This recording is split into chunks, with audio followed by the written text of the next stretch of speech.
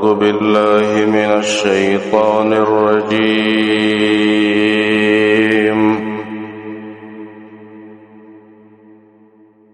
بسم الله الرحمن الرحيم.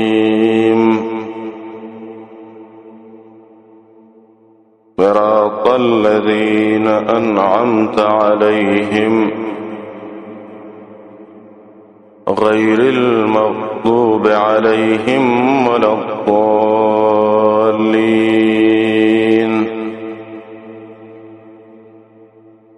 سورة الفاتحة تو سورت اول سر کی دعوه ذکر شو اذا حمدن مستحق ذات یو الله ده.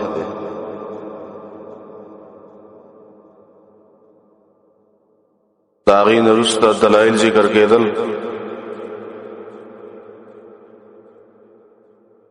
حمدن مستحق ذات الله ولی ذکا یو رب العالمین دے دا عالم تربیت کله. دویم عام او خاص مهربان دے.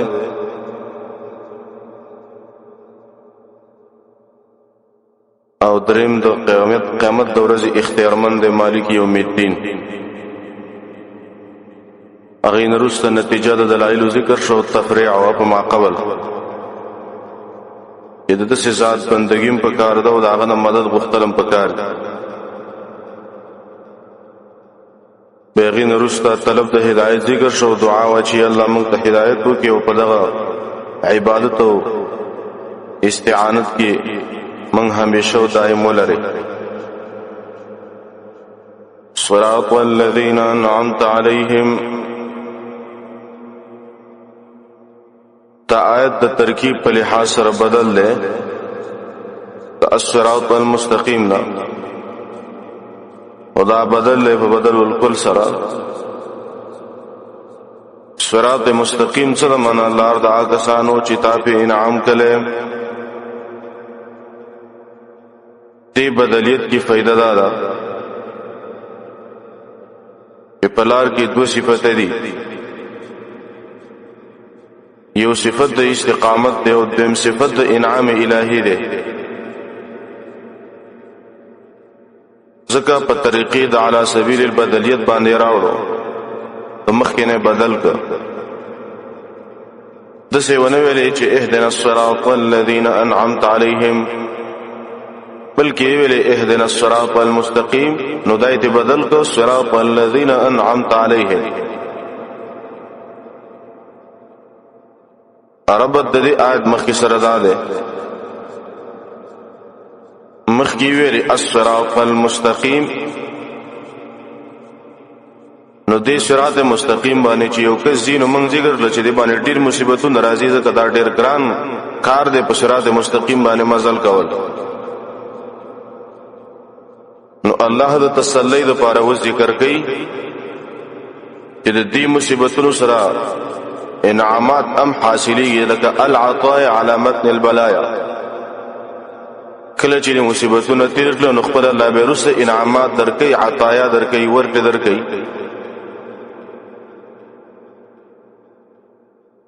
دویم د صراط مستقیم والا خلک چې هغه ډېر لګري نو اس الله په دې آیت کې تسلی ورکړي چې ګوردا مې او چې زه یوازې ما په دې لار باندې ډېر خلک تیر شوي دي ستانه مخ کې.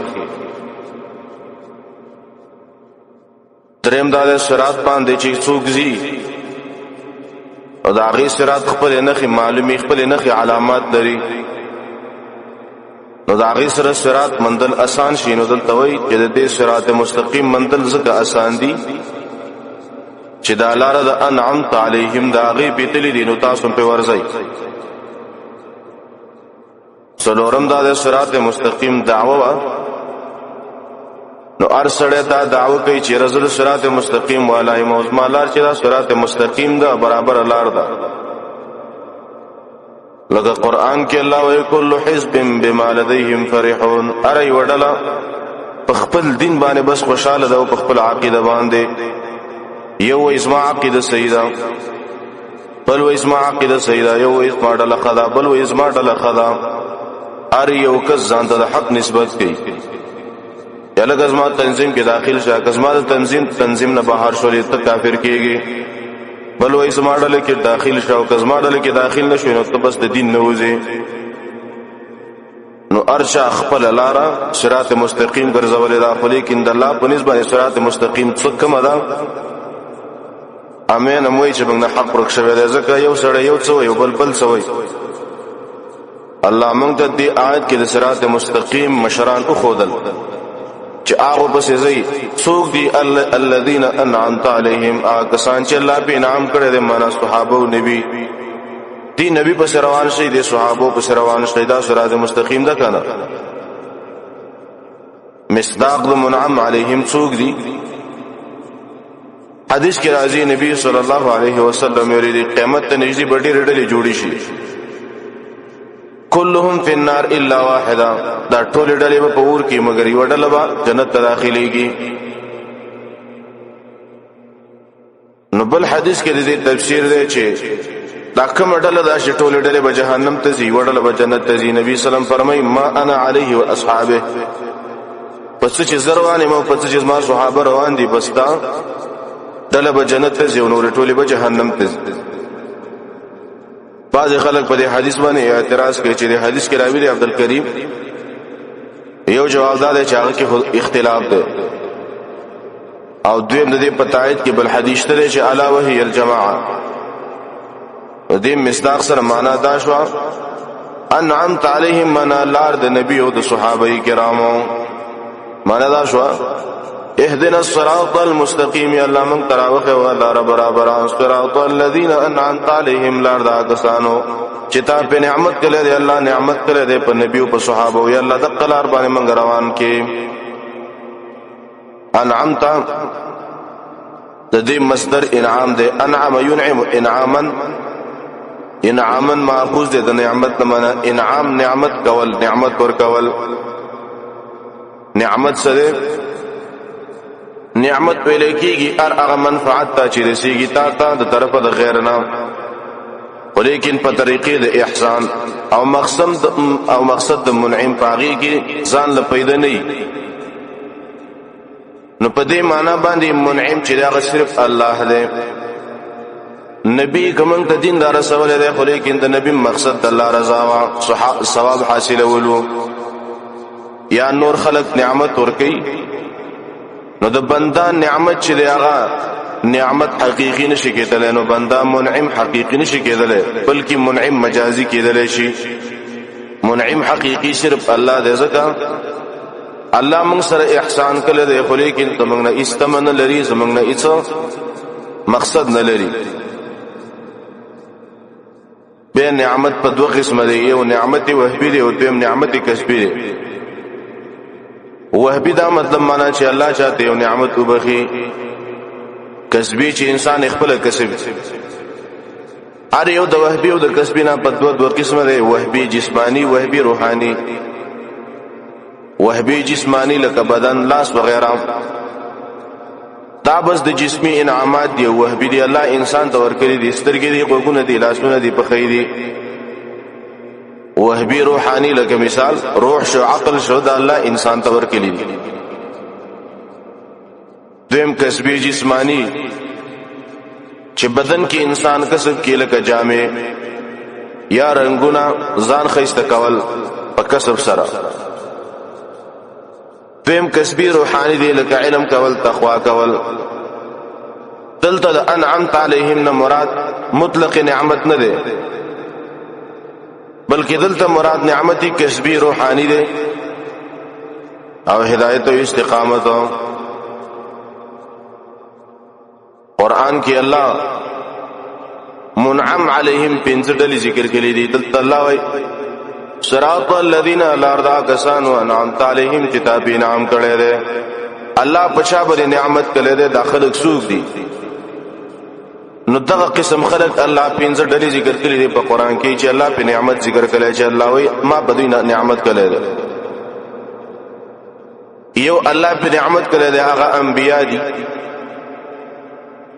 لکه قرآن کې الله وی اولئک الذین انعم الله علیهم من النبیین، مخکې د انبیاو ذکر شوی دی وروسته پسې الله وایي دا کسان چې دی الله په نعمت کړی دی د انبیاو نه نعمت په چا شوی دی په انبیاو نو دلته معنا دا ده یا الله راوخه ومنګ ته لار صراط مستقیم کما لار صراط الذین انعمت علیهم لار دا کسانو چې تا په نعمت کړی دی چې انبیا دي یا الله د انبیاو په لار باندې موږ روان کې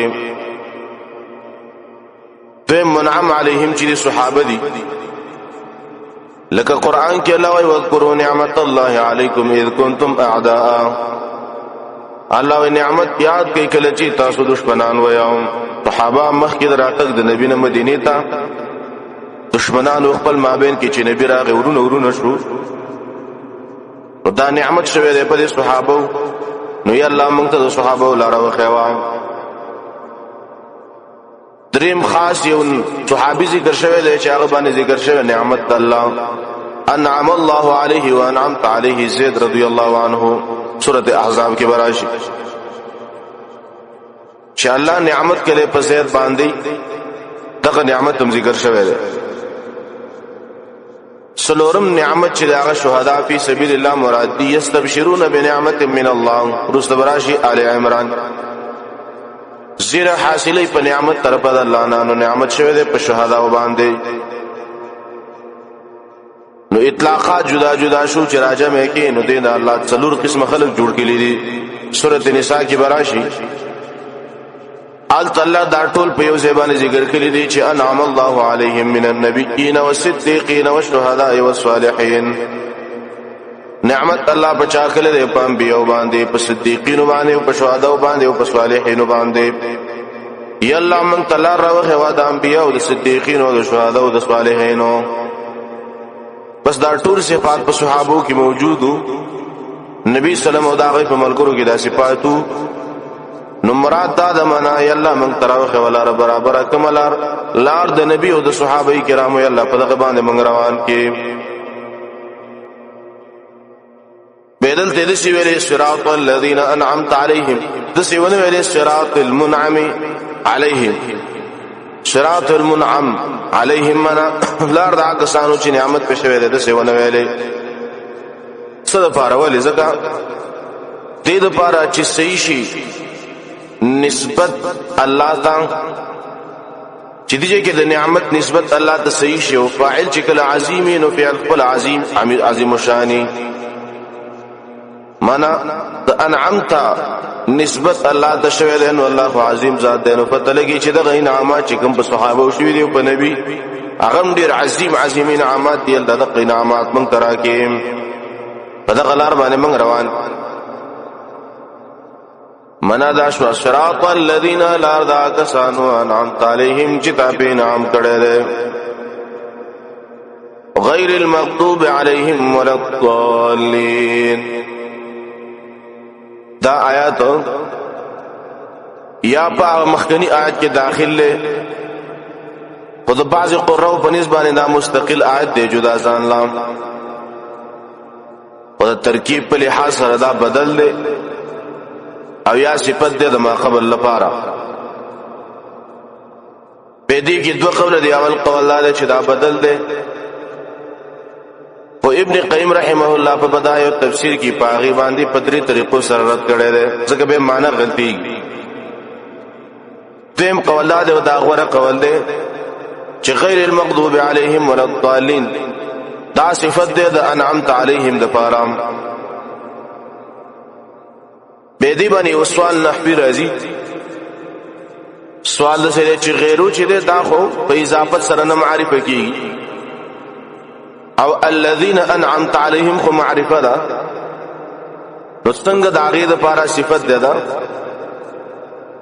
جواب دا ده دا غیرو په اضافت سره معرفه کیږي ځکه مقابل متعین ده چې المغضوب عليهم ولا الضالين دي تدې مخالف هغه څوک دي د مغضوب عليهم او الضالين هغه منعم عليهم دي کنه نو دا چې صفت شو نو به دا کوم صفت جوړیږي نو څوک وي دا صفت موضحه ده ځکه انعمت عليهم کې وضاحت پکار ده دلته وضاحت راغی چې ګوره دغه خلک کې نه دي مراد دویم قول ده چې غیر المغضوب عليهم ولا الضالين دا صفت مادحه ده دا انعمت علیهم د پاره چا به چې په دې انعمت علیهم په دې لار کې با فاسقین داخلي ګناګاران د غرنګي نور خلق اگر که انعمت علیهم کی مراد خاص دی چا بداو هم کو چاغو کې داخلي نو وهم د عموم وس وضاحت کوي چې انعمت علیهم معنا چې تا په نعمت کړې ده او دغه خلق نه دي مراد چې بچا غضب شوی دی او تو گمراهان دي انعمت علیهم دا صفت ثبوتی غیر المغضوب علیهم دا صفت سلبی ده معنا د خلق چې نعمت په شوی دی او غضب او د ذلالت د پاک خلق دي بغیر المغضوب علیهم ویلي او د څه ونه ویلي چې لل مغضوب علیهم ولا الضالین غیر ویلي او لا ونه ویلي د څه ونه ویلي سی والمغضوب علیهم سوا د مغضوب علیهم او د ضالین هغه کوم نه پکې شو لا څنګه غیر ویو لا سوای ونه ویلي سوا جواب داده چې غیرو کی صرف نفی نہیں بلکہ غیرو کی معنی د مغایرت موجودی اشاره ده چې منعم علیهم بالکل مغایر دي د مغضوب علیهم او د ضالین چې یو طرف باندې منعوم علیهم دي دا یو طرف دله دا پاک ډله مغضوب علیهم او ضالین سره مغایرت ده دا غینه بالکل مغایر دي بدل دي او جدا دي به مغضوب علیهم ویل او د سیونه ویل الذين غضب الله عليهم دای ولی نه ویل جواب دا ده الت انعام نسبت الله ته مقصد چې لوی انعام کړي دي او انعام کون کې خاص الله ده او مغضوب علیهم کی شرط تعمیم د فاعل تا چې غضب ده نو غضب د الله د طرف نم دی او د ملائکه د طرف نم دی او د مؤمنانو د طرف نم دی په دوی باندې به مغضوب علیهم د غضب نه ماخوذ دی نو یو د بنده غضب دی او بل د الله غضب دی دوانو کې فرق دی د بنده غضب څه ته استوران الدم عند اراده الانتقام د بنده غضب دا دی چې د اینی گرمایش د اینی جوش په وخت د اراده د انتقام کې چې کله وسړی د انتقام اراده ولري په ټیم کې د اینی جوش وې دي ته ویل کې غضب او غصه او غضب په صفت د الله کې عقوبت ورکول او لعنت ورکول ته ویل کېږي الله چې غضب کوي معنا یو چاله سزا ورکوي چا باندې لعنت کوي ابو حیان ذکر کوي غضب وایي ته تغیر د طبیعت توجه یو مکروه شنه کله چې یو سړی یو بد کار ویني او د دې د طبیعت بدل شي دې ته ویل کېږي غضب دام صفت د انسان ده ماده د غضب په قران کې سری اشاره راغلی ده مصداق د مغضوب علیهم او د ضالین څوک دي معنا مغضوب علیهم څوک دي او ضالین څوک دي دا یو مسله ده حدیث د ترمذی رحمه الله کراغلی چې نبی صلی الله علیه وسلم خپل ویل دي چې مغضوب علیهم يهود دي او ضالین نصارا دي نبی صلی الله علیه وسلم تفسیر کړی دی چې مغضوب علیهم څوک مراد دي يهود او د ضالین مراد څوک دي نصارا دویم تفسیر خطیب شربینی وای چې مغضوب علیهم او د ضالین څوک مراد دی هغه مغضوب علیهم نه مراد کافران دي او ضالین نه مراد منافقان دي دریم تفسیر دا د امام رازی وای مغضوب علیهم هغه کسان چې اعمالو کې خطا شوی دي ضالین معنی چې عقیده کې خطا شوی دي څلورم تفسیر دا چې مغضوب علیهم هغه چاته ویل کېږي چې سره د علم نه گمراه شوی یا ضالین هغه چاته ویل کېږي چې د جهل د وجې نه گمراه شوی یا پنځم قول د مغضوب علیهم چاته ویل کېږي عنادی کافر تا او ضالین جاهل کافر تا وایي دا کوم په مفسرینو چې دا تفسیرونه کړی دي د مغضوب علیهم او د ضالین په دې مفسرینو باندې یو اعتراض راځي اعتراض دا دی چې موږ مخکې اول کې حدیث یو حدیث ترمذی چې نبی سلام وایي چې مراد د دینه مغضوب علیهم نه يهود دي او د ضالین مراد د سوارا دي نو چې نبی صلی الله علیه وسلم مصداق په حدیث حسن کې ویل دی نو دوی ولی تجاوز کړي دغه تفسیر نه نور تفسیرونه ولی ذکر کوي نو یو جواب دا چې دا حدیث په سند کې کلام وو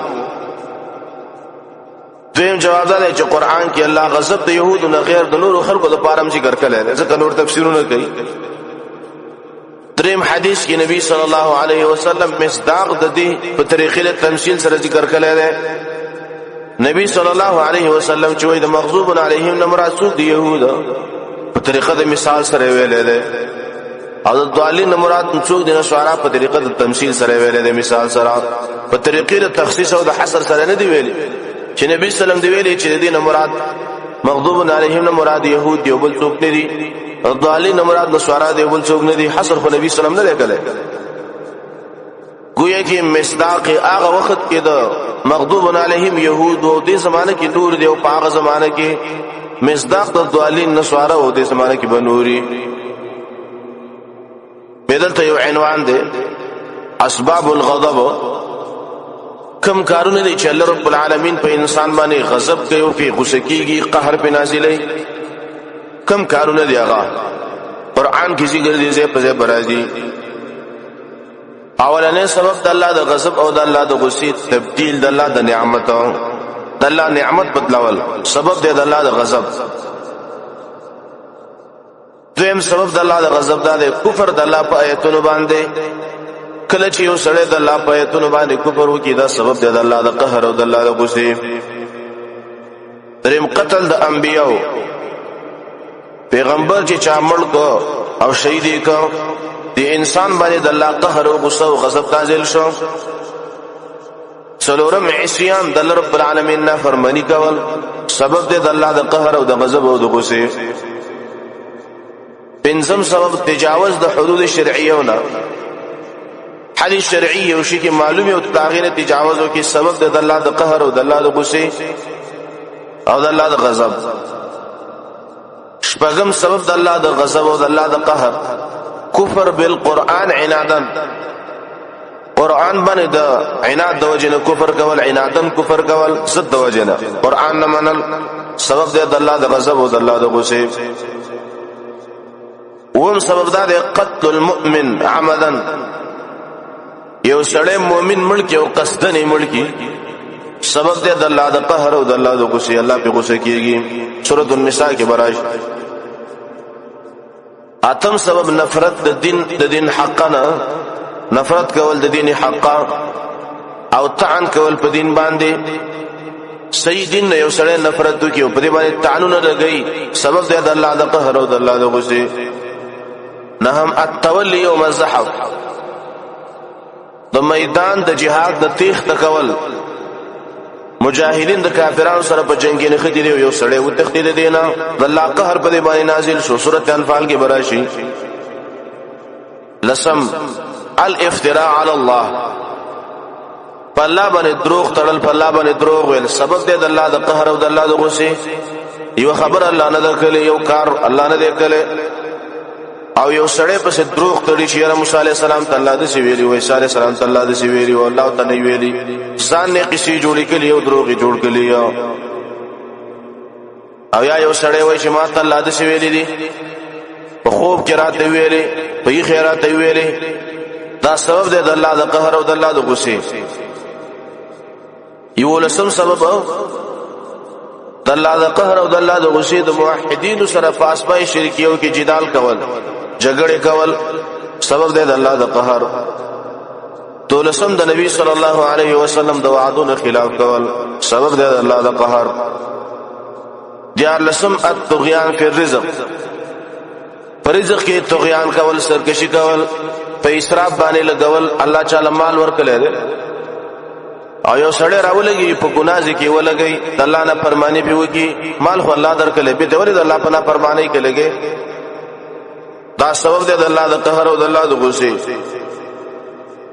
څوار لسم سبب الارتداد عن الايمان چې کله یو سړی د حق دین نه مرتد شي او د کفر وکي سبب دی د الله د قهر او د الله د غصه الله په دې باندې غصه کیږي پنځل لسم سبب د الله د قهر او د الله د غصه محاجه د الله پر ربوبیت کې کول د الله پر ربوبیت کې جګړه کول سبب دی د الله د قهر.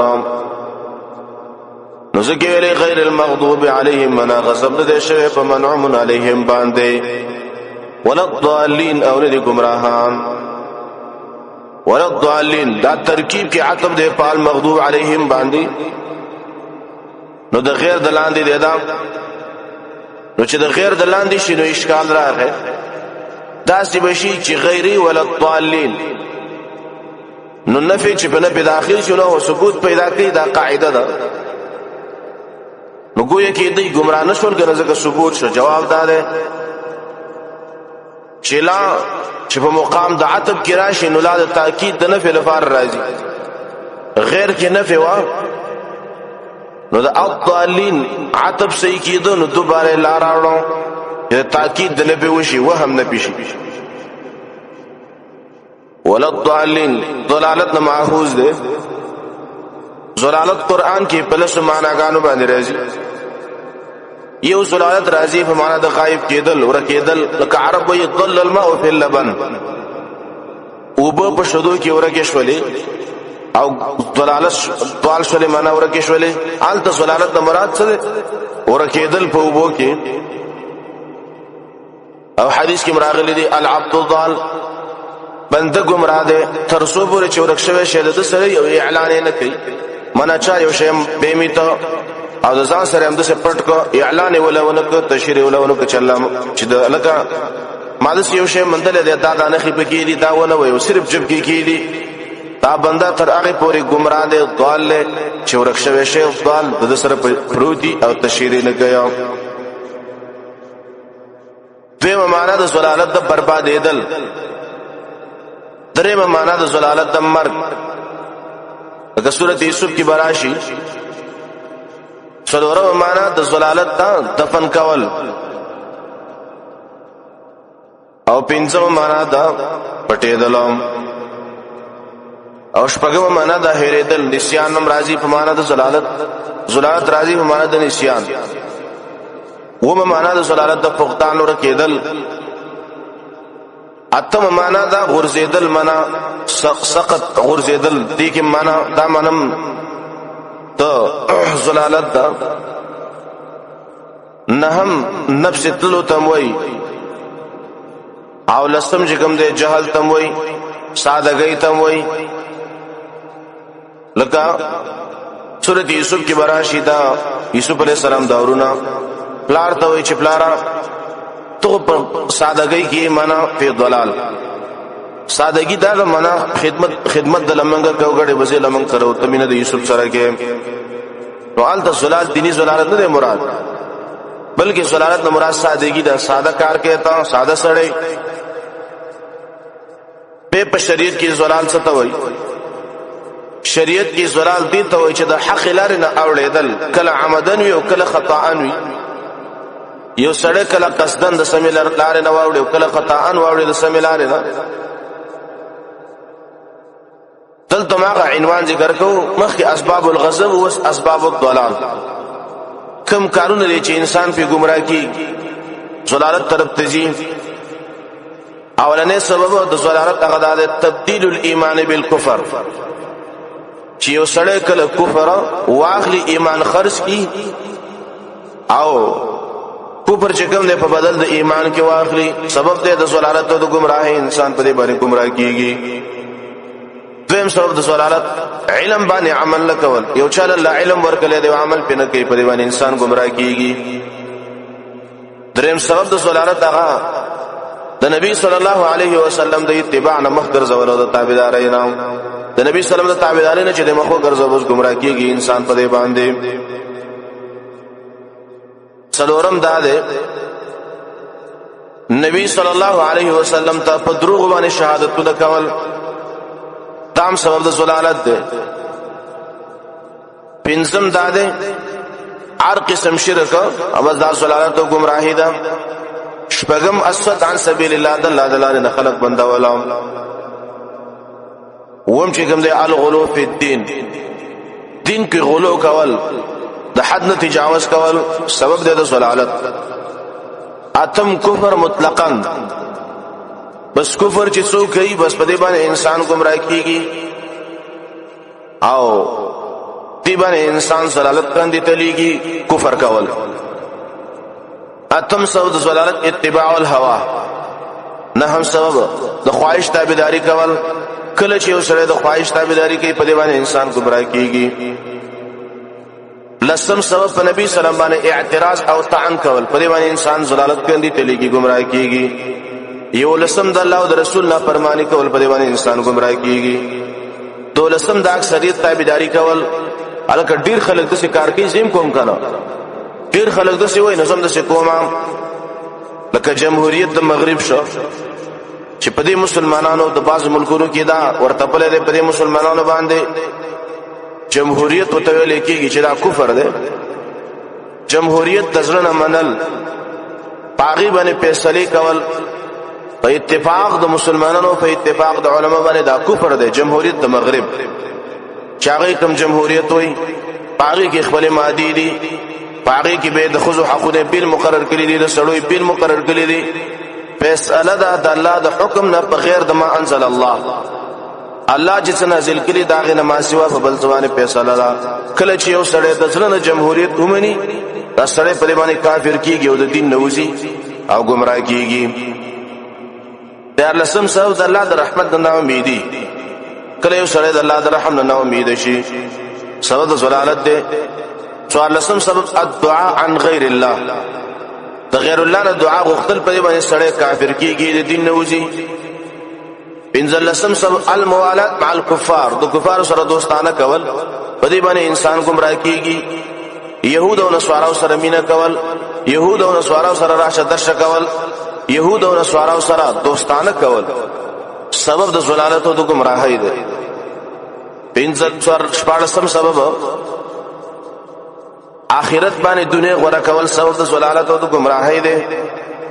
ولسم سبب د الله ذکر نه کول او اتلسم سبب د ضلالت د قیامت باره کې شکونه او جګړې کول سبب د ضلالت او د گمراهۍ دی. نو اسباب د غضب او د ضلالت په نبی صلی الله علیه وسلم کې او د صحابه دغه په صحابو کې نو زکه هغه د غضب نم پاک دی او د ضلالت نم پاک دی. نو غضب او ضلالت یې نه پکاو چې ګوره په نبی او په صحابه باندې نه غضب شوی دی او نه گمراهان، چې د نبی لار او صحابه لار کې غضب او ضلالت نشته ده. نو ځکه صراط مستقیم ده کنه. معنا د څه شو؟ صراط الذين من لار دا کسان و نعمت علیهم چې نعمت په شوی ده، غضب هم په نه ده شوی، ولو ضالین او ضلالت هم په نه ده شوی، گمراهان هم نه دي. او دغه معنا چې بعض خلک یې کوي غیر المغضوب علیهم معنا نه لار دا کسانو چې غضب په شوی ده او نه لار د گمراهانو. دا معنا صرف ابن کثیر کلی دا خو لیکن خطا شوی. صحیح معنا د څه وکړه چې غیر المغضوب علیهم معنا غیر صراط غیر المغضوب علیهم. ابن کثیر وی غیر صراط المغضوب علیهم نه لار دا هغه چا چې هغه باندې غضب شوی دی او نه لار د گمراهانو. لیکن ابن کثیر اگر غټ مفسر دی معنا کې خطا شوی دی، بلکې دا مخکې د پاره صفت لګول پکار دی. غیر المغضوب علیهم معنا غضب په نه دی شوی ولا الضالین او نه دي گمراهانو. بدلتا المغضوب علیهم مخکې په ضالین باندې څه وجدا؟ نو یو وجدا دا مغضوب علیهم مصداق يهود د نبی سلام په زمانہ کې، ضالین مصداق نسوارو. یو يهود ډیرو بل مدینه ته نږدې او نسوارا لري په نجران کې اوسېدل.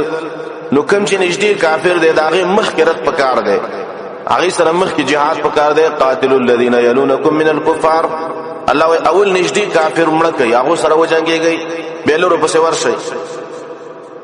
نو ځکه اول يهود ذکر لزکا مدینه ته نږدې مغضوب یې ځکه مخکې ذکر کاو. ضالین نه مراد نسوارا نو هغه ذکر واستو ذکر نه چاغل لري اوسېدل نجران کې.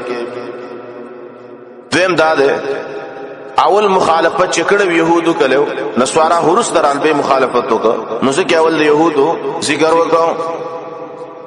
دریم دا د يهود چې دا غټ دشمنان دي د اسلام. نسوارا نو امیشته د لکه رستبراش ذالک بان منهم قسیسین و رهبانا. الله عبادت د نسوارا نو چې دغه طلب کوون کې د حق او دی رهبان دي، حق طلب کوي. نو باز نسوارا هغه خوشو په نسبت سره يهودو ته يهود چې هغه ډېر خراب خلک دي په مغضوب صيغه اسم مفعول سره راوړه او ضالین په صيغه اسم فاعل سره راوړه فرق دا ده اسباب د غضب داخلي په کسب د انسان کې خو نتیجه په مرتب کې الله د طرفنا په نتیجه مرتب ده انسان په اختیار کې نه عذاب په الله ورکوي نو صيغه د مفعول راوړه او گمراهان خلق اگر کاغی اسباب د گمراهی کوي نو هغه خپل گمراهی په هدایت باندې غوړه کوي اشتراو ضلالت بالهدى نو دې کې دو اختیار په دې کې معنا د دې اختیار ده په ظاهر کې نو مضلین نه دی ویلي بلکې ضالین ویلي دي په خپل اختیار باندې دی گمراه دي بغیر المغضوب علیهم په غیر سره ذکر کو ضالین په لا سره ذکر کو ولا الضالین راولي جواب دار په کلام کې لفظ د غیرو مکرر نه راځي بدخکاری چې د سی ویلي غیر المغضوب علیهم وغیر الضالین دا بدخکاری ده کنه بلاغت او د فصاحت توجنه دویم دی ولا الضالین کې لام راوړو چې فصاحت اخکارش بل جواب دار چې کلام کې ایجاز مقصدی نو لفظ د لا د غیرونو مختصر ده ځکه ولا الضالین او غیرو پکې رانه بل سورۃ فاتحه اخر کې امین ویل دینو دا مستحب دی خکار دی په داخل د منځ کې به او چې کله دیم د سی ویل دیم د سی مو سره ویوا امین ویل په منځ کې دا سنت مؤکد دی تاکید راغلی دی باید امام مو یو مقتدی به مو نو به په جهر باندې ویل پکار دی او په خفیام اختلاف پکې دی مسله دا صحابه ولهم دغه اختلافي را نقل دا څوک چې په جهر باندې وای بس اغه ته ودا مذهب خخاره شوی په دلایل به رڼای بس داغه د علم مبارک یو کڅوک په خفیه سره وای اغه ته هم دلایل پدې کې معلومه بس داغه علم مبارکي څوک په پټه وای کوڅوک په ښکارا وای دوه شته په حدیثو کې بس دوه والے عمل پکار ده دا نه چې په یو د عملو کو بل ته یو سړی بدعتي او مشرک وینا بلکې چا چې په کوم باندې عملو کو دوه صحیح دي د اختلاف مسله دا نه ده ذکر ویلی غیر المغضوب علیهم چې غضب ده شوی په دوی باندې ولا الضالین او نه دي گمراهان صلی الله تعالی